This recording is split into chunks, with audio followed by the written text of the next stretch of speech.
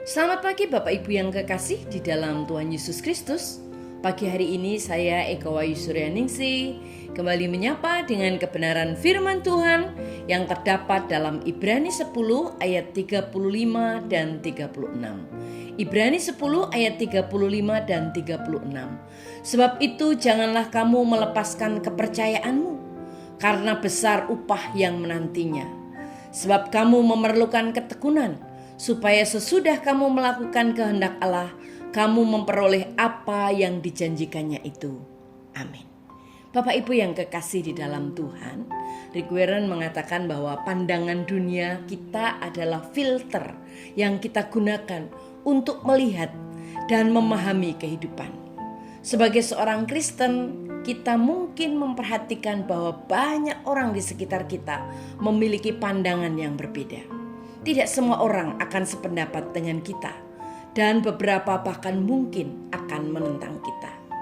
Jadi, bagaimana kita menemukan keberanian untuk tetap teguh ketika hal itu terjadi? Ada dua hal yang bisa kita lakukan untuk mengatasi semuanya itu, yaitu yang pertama, kita harus menerima firman Tuhan sebagai otoritas di dalam kehidupan kita. Inilah satu-satunya sumber kebenaran.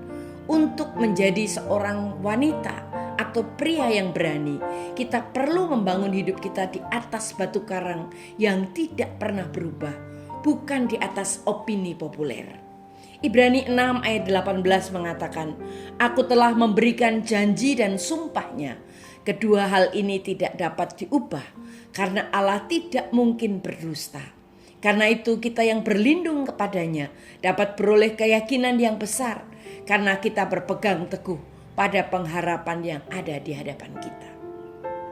Bapak Ibu yang kekasih di dalam Tuhan, kita akan membangun hidup kita di atas salah satu dari dua hal. Apakah pilihan saudara opini dunia ini atau firman Tuhan? Ketika kita membangun hidup kita di atas firman Tuhan, kita tidak akan membuang waktu mengkhawatirkan apa yang orang lain pikirkan.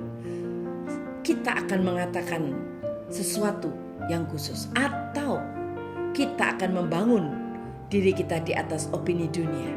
Jika hal itu yang kita lakukan, maka kita akan sangat terpengaruh oleh hal-hal yang populer, hal-hal yang harus terjadi di dunia ini.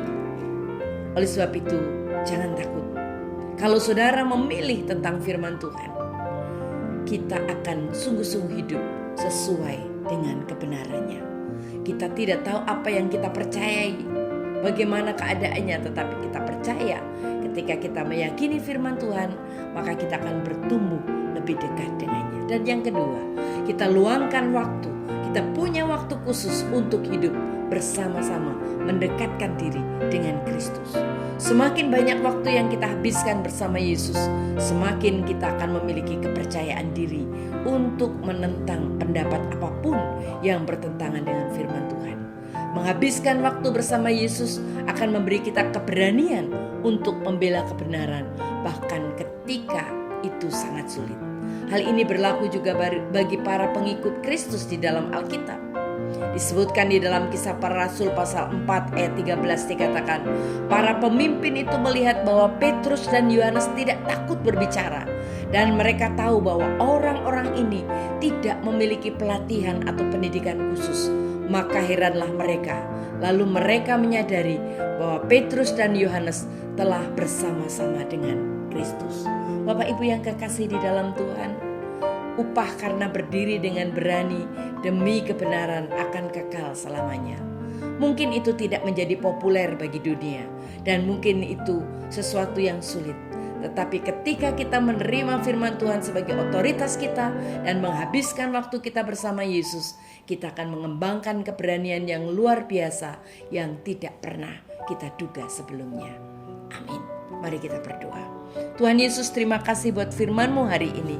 Biarlah kami tetap kuat, teguh berpegang pada firman-Mu dan hidup dekat dengan Engkau. Dalam nama Tuhan Yesus kami berdoa. Haleluya.